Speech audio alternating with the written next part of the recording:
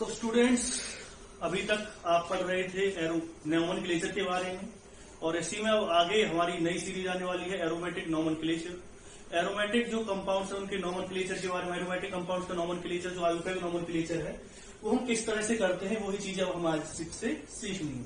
तो जब हम एरोमेटिक कंपाउंड्स के नोमेनक्लेचर की बात करते हैं तो यहाँ पर हमारे माइंड में कई चीजें आती हैं।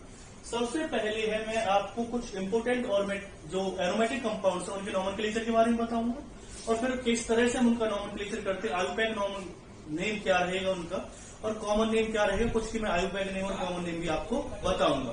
तो सबसे पहले हम बात करते हैं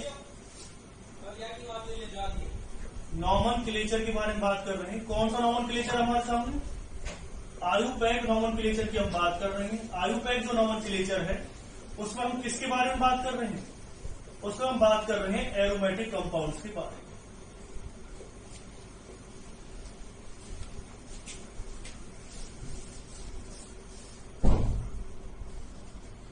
तो जब हम एरोमेटिक कंपाउंड्स के नोमेनक्लेचर के बारे में बात करते हैं तो सबसे पहले जो हमें बात करनी है, सबसे इंपोर्टेंट जो कंपाउंड है वो है बेंजीन। तो ये एग्जांपल आगे किसका? बेंजीन के बारे में मैंने आपको बता दिया है। इसका नाम क्या रहेगा? बेंजीन। चाहे आयुर्वेदिक है चाहे आप आयुर्वेदिक नाम नहीं लिख रहे हो, कॉमन नेम भी बेंजीन है और आयुर्वेदिक भी हम बेंजीन की बात करेंगे। फिर हम कुछ कंपाउंड्स के मैं एक एक करके नोमेनक्लेचर आपके सामने लिखते जा रहा हूं।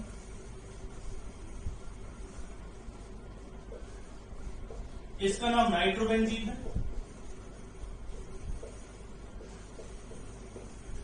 फिर हम नेक्स्ट कंपाउंड की अगर हम बात करते हैं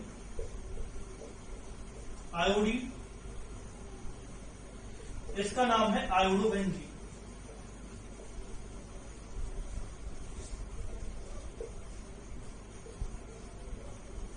इसका नाम आएगा क्लोरोबेंजीन।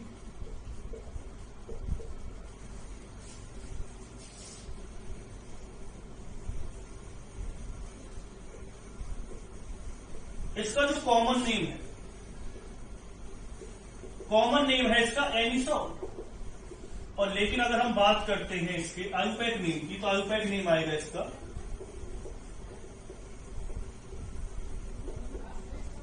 मेथॉक्सीबेंजीन।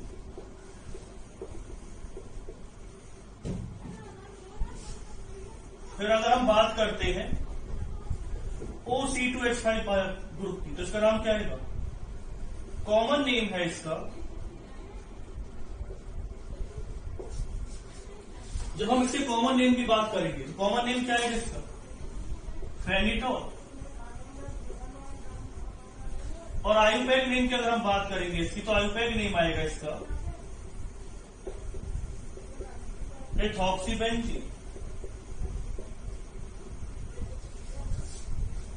फिर उसके बाद है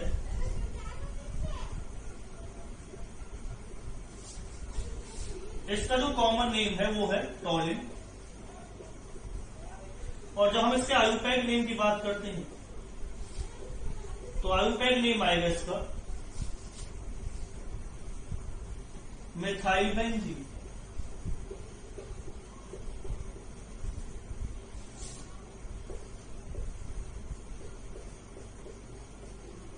इसका सिर्फ आयुर्वेदिक नेम आएगा। आयुर्वेदिक जो नेम है इसका वो आएगा एथाइलबेंजीन।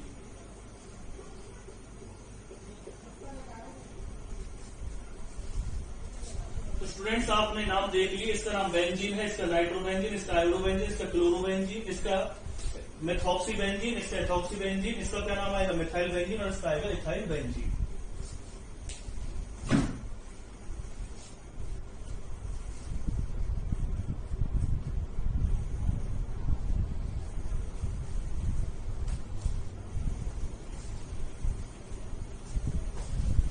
अब बात आती है कि आप किस तरह से नोमेनक्लेचर इनका करें। देखो, दो तरह की चीजें होती है नोमेनक्लेचर के टाइम, एक सफिक्स एक प्रीफिक्स। प्रीफिक्स सब्स्टिट्यूएंट भी होते हैं और सफिक्स की आपके बारे में बहुत सारे डिटेल में मैंने आपको क्या करवाया, नोमेनक्लेचर करवाया, आयुर्वेदिक नोमेनक्लेचर 30 से 32 वीडियोस बन चुकी हैं। और हम जब आयुर्वेदिक नोमेनक्लेचर की बात करते हैं तो इसी में से भी एक और वीडियो में आपको सामने बता रहा हूं, आयुर्वेदिक नोमेनक्लेचर की हम बात कर रहे हैं।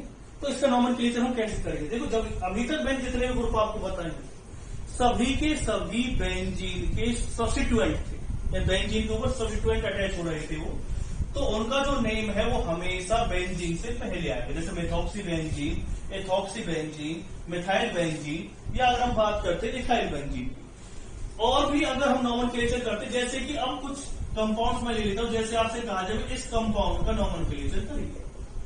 तो अगर कोई भी कंपाउंड ऐसा है जिसमें स्ट्रेट चेन आ रही, जनरली स्ट्रेट चेन है, और वो एल्केन यानी कि उसके अंदर कोई भी फंक्शनल ग्रुप अटैच नहीं है। जब कोई भी फंक्शनल ग्रुप अटैच नहीं है, और यानी कि उसके अंदर एटलीस्ट ना तो कोई एल्कीन होना चाहिए ना ही कोई एल्काइन होना चाहिए, यानी स्ट्रेट चेन में होना चाहिए।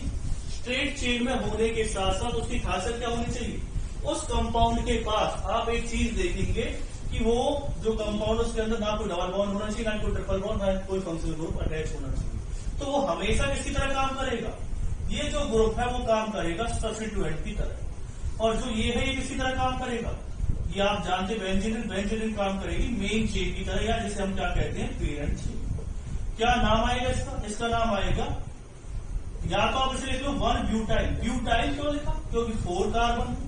एक चीज और आपको याद रखनी है, जैसे कि हम साइक्लिक कंपाउंड का जनरली नॉमेनक्लेचर करते हैं, यानी कि उसके साथ अगर कोई भी रिंग अटैच है तो रिंग के अंदर जो नंबर ऑफ कार्बन है वो स्ट्रेट चेन है जो उससे क्या हो, अगर रिंग के अंदर कार्बन ज्यादा है तो रिंग क्या रहेगी, पेरेंट चेन, जबकि ये किसी तरह काम करेगा साइड चेन। लेकिन अगर इसके अंदर जो कार्बन चेन है, कार्बन के जो इस चेन के अंदर जो नंबर ऑफ कार्बन हैं वो क्या हो जाए, वो अगर ज्यादा हो जाए किससे, साइक्लिक रिंग से, तो ये पेरेंट चेन की तरह काम करेगी, जो फिलहाल किसकी तरह काम कर रही है, सब्स्टिट्यूएंट की तरह काम कर रही है। अब अगर हम इसका नॉमेनक्लेचर करते हैं तो इसका नाम क्या आएगा, 1 ब्यूटाइल बेंजीन, क्योंकि 4 कार्बन है और वो किसी तरह काम कर रहा है, सब्स्टिट्यूएंट की तरह। बेंजीन क्यों लगी, क्योंकि बेंजीन है इसमें क्या, पेरेंट चेन।